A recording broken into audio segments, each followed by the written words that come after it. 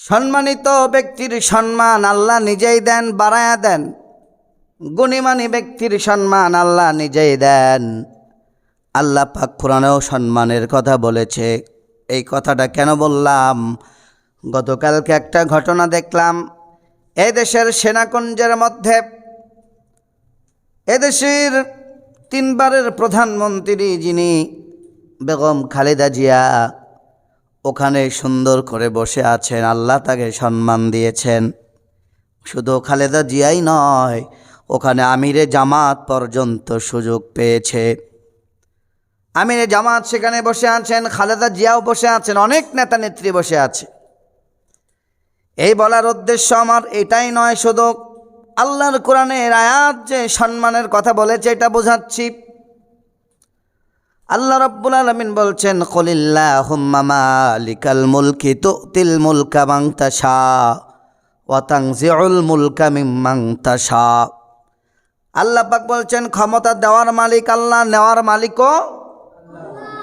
ক্ষমতা দেওয়ার মালিক আল্লাহ, আবার দেওয়ার মালিকও আল্লাহ।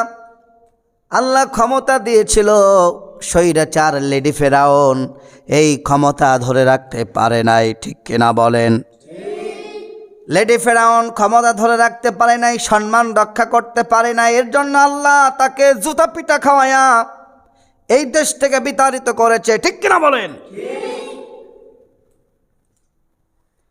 অপরদিকে আল্লাহ পাক বলছেন, তুইজ্জু মান তাশা ওয়া তুযিল্লু মান তাশা। আল্লাহ পাক রব্বুল আলামিন বলছেন, আমি সম্মান দেওয়ার মালিক, আবার সম্মান ছিনায় নেওয়ার মালিক। আজ থেকে 5 মাস আগে তুমি যেই চেয়ারে বসছিলা, এই চেয়ার থেকে আল্লাহ তোমারে কান ধরে উঠাইয়া দিয়েছে। আর দেখো এই চেয়ারগুলোতে আজকে এদেশের বড় বড় জ্ঞানীমান ব্যক্তিরা, আমিরে জামাতের মতন না মানুষ, এরপরে বেগম খালেদা জিয়ার মতন মানুষকে চেয়ারে বসা দিয়েছে, ঠিক কিনা বলেন? তারা ছিল মাজলুম, তাদের উপরে তোমরা জুলুম করেছিলা, তোমরা তাদের উপরে জুলুম করেছিলা।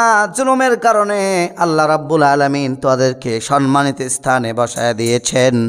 আর আল্লাহ কোরআনুল কারীমের আয়াতের সাথে মিলাইয়া দিলেন, ওয়া তুইজ্জু মান তাশা ওয়া তুযিল্লু মান তাশা।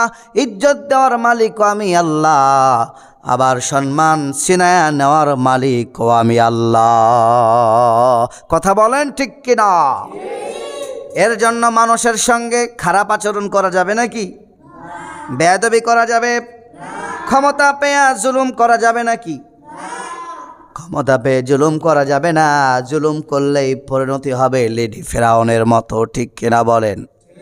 আমি জানি অনেকের মনে কষ্ট হতেছে, কিচ্ছু করার নাই, কিচ্ছু করার নাই। মঞ্চে থেকে কত কথা বলেছি, কথা বলতে দেয় নাই। আজকে যখন সুযোগ এসেছে আর ছাড়াছাড়ি হবে না, ঠিক কিনা বলেন? কোরআনের হক কথা, এদেশের সত্য কথা তুলে ধরা হবে।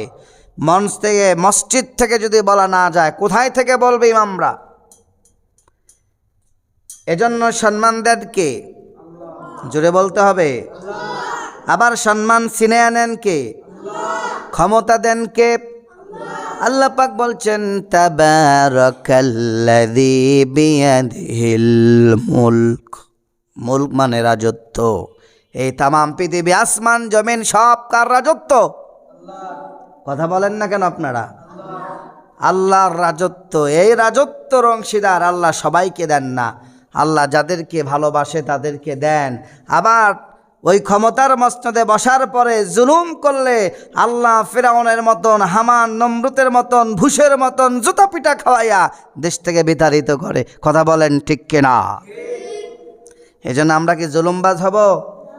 কথা বলেন না কেন আপনারা? আমরা জুলুম করব? জুলুম করব না। যতদিন বেঁচে থাকবো আমরা যাতে কারো উপরে জুলুম না করি, এইখান থেকে আমাদের শিক্ষা নিতে হবে।